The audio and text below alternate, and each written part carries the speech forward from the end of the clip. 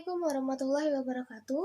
Perkenalkan saya Wulansari dari kelas akuntansi B 2019. Di sini saya akan membahas tentang mata kuliah Sistem Informasi Manajemen. Pada bab 1 ini saya akan membahas tentang pengantar sistem informasi. Di sini saya sudah menuliskan tujuan pembelajarannya. Yang pertama kita akan membahas tentang definisi sistem informasi manajemen. Terus kita akan membahas sejarah singkat dari sistem informasi, ada juga dasar-dasar komputer, pengguna sistem informasi, dan apa saja fungsi manajemen. Oke, yang pertama kita harus tahu definisi dari sistem informasi manajemen. Apa sih itu sistem? Sistem adalah sekumpulan unsur atau komponen yang saling bekerja sama dan saling ketergantungan untuk mencapai tujuan tertentu. Dari definisi ini, kita dapat menyimpulkan bahwa sistem itu adalah untuk menyatukan semua unsur yang dari suatu ruang lingkup dan unsur tersebut tidak bisa berdiri sendiri. Selanjutnya, apa itu informasi? Informasi adalah data yang diolah menjadi fakta. Terus ada manajemen. Manajemen itu secara sederhana adalah ilmu yang mengajarkan proses mendapatkan tujuan dalam organisasi. Oke. Jadi kesimpulan dari sini adalah sistem informasi manajemen adalah jaringan proses pengolahan data yang dikembangkan dalam suatu sistem dengan tujuan memberikan informasi, baik itu bersifat internal maupun eksternal kepada manajer sebagai pertimbangan untuk mengambil sebuah keputusan. Selanjutnya di sini ada dua gambar. Yang pertama adalah gambar komputer generasi pertama dan yang kedua adalah komputer pada masa ini ya. Di sejarah sistem informasi ini kita akan membahas tentang evolusi dalam perangkat keras komputer, evolusi bentuk dan kemampuan, dan hukum Moore. Yang pertama kita akan membahas tentang evolusi dalam perangkat keras komputer. Di sini ada gambar komputer generasi pertama yang bernama Electronic Numerical Integrator and Calculator. Nah, dia juga digunakan untuk kebutuhan umum ya. Programnya itu dirancang tahun 1943 dan baru dioperasikan Sistemnya udah dirancang tahun 1942 dan dioperasikan tahun 1943. Nah, dilihat dari gambar tersebut, komputer generasi pertama ini membutuhkan ruang yang cukup besar, yaitu sekitar 500 meter persegi. Oke, setelah perkembangan zaman, komputer malah berubah bentuk dan kemampuannya. Di sini ada UNIVAC 1, merupakan komputer yang dipasarkan secara luas. Di sini komputer ini hanya melakukan satu tugas yang diminta oleh seorang pengguna.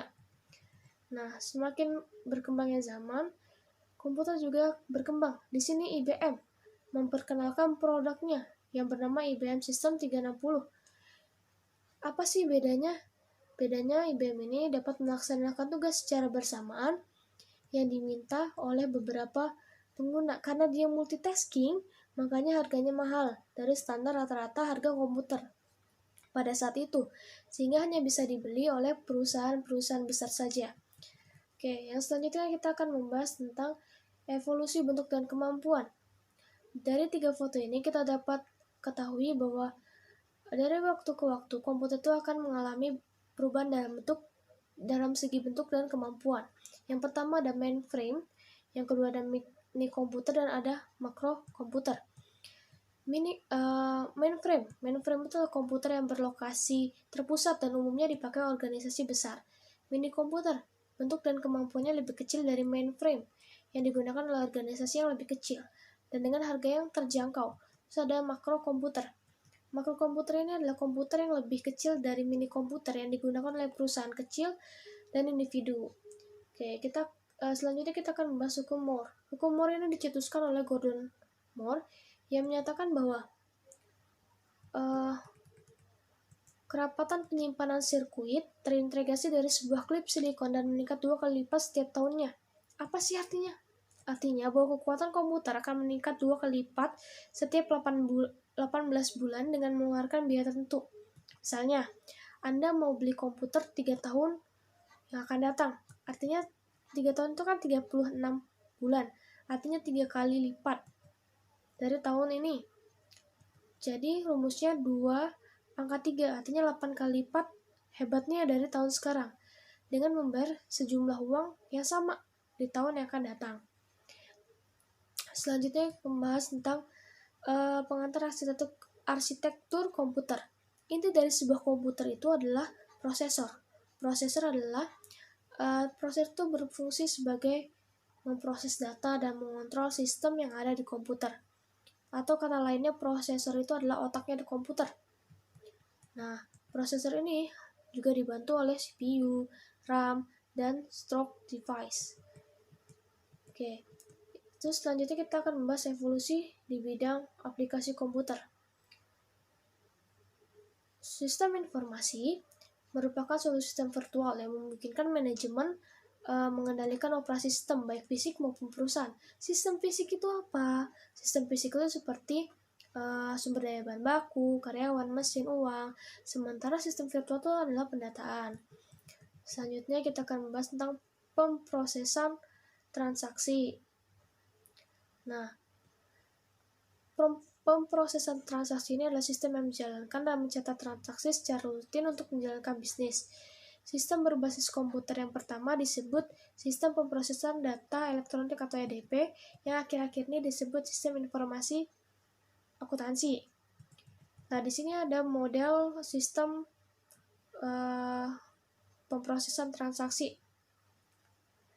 Ada transaksi input, transformasi, output. Data tersebut akan dikumpulkan dari sistem fisik dan dimasukkan ke basis data yang akan diolah oleh perangkat lunak, yang akan kemudian menghasilkan output berupa informasi bagi manajer dan pihak-pihak yang bersangkutan. Oke, selanjutnya ada sistem informasi manajemen. Tadi udah dibahas ya. Sistem informasi manajemen secara sederhananya adalah data yang diolah oleh perangkat lunak yang menghasilkan output, yaitu berupa informasi. Dan informasi tersebut berasal dari dua perangkat lunak. Yang pertama, perangkat lunak membuat laporan dan model matematis. Perangkat lunak membuat laporan ini menghasilkan laporan berkala maupun laporan khusus, sementara yang model matematis itu adalah menghasilkan informasi sebagai hasil dari suatu simulasi operasi perusahaan. Terus ada virtual office system, merupakan aktivitas kantor tanpa tergantung lokasi fisik tertentu. Misalnya nih, para manajer dapat melakukan konferensi video atau rapat tanpa semua pihak harus hadir di lokasi. Kondisi ini tuh relate banget sama yang sekarang, karena karyawan di kantor harus bekerja di rumah tanpa harus berangkat ke kantor. Oke, selanjutnya adalah sistem pendukung pengambilan keputusan. Sistem ini dikembangkan untuk membantu manajer dalam memecahkan sebuah masalah. Di PPT itu ada model DSS. Dari basis data itu akan diolah oleh perangkat lunak untuk menghasilkan output. Output itu adalah solusi dan penjelasan untuk memecahkan masalah tersebut. Oke, yang selanjutnya sistem perencanaan sumber daya perusahaan. Merupakan sistem berbasis komputer yang memungkinkan manajemen seluruh sumber daya perusahaan dalam basis keseluruhan organisasi. ERP ini bukan hanya sekedar sistem pemrosesan transaksi yang rumit, tetapi ERP juga alat pendukung keputusan yang menyediakan manajemen informasi yang real time dan mengizinkan keputusan tepat waktu yang dibutuhkan untuk meningkatkan kinerja dan mendapatkan keunggulan kompetitif. Selanjutnya ada pengguna sistem informasi ya, bisa dilihat di PPT. Itu adalah karyawan administrasi di bidang akuntansi, manajer, non-manajer, dan staf profesional. Di sini ada beberapa tingkatan manajemen. Yang pertama, tingkat perencanaan strategis. Di situ seperti manajer puncak, seperti kalau di pemerintahan itu presiden dan wakil presiden ya. Yang kedua adalah tingkat pengendalian manajemen seperti manajer regional, direktur produksi, dan kepala divisi. Yang ketiga adalah tingkat pengendalian operasional seperti pimpinan proyek ya.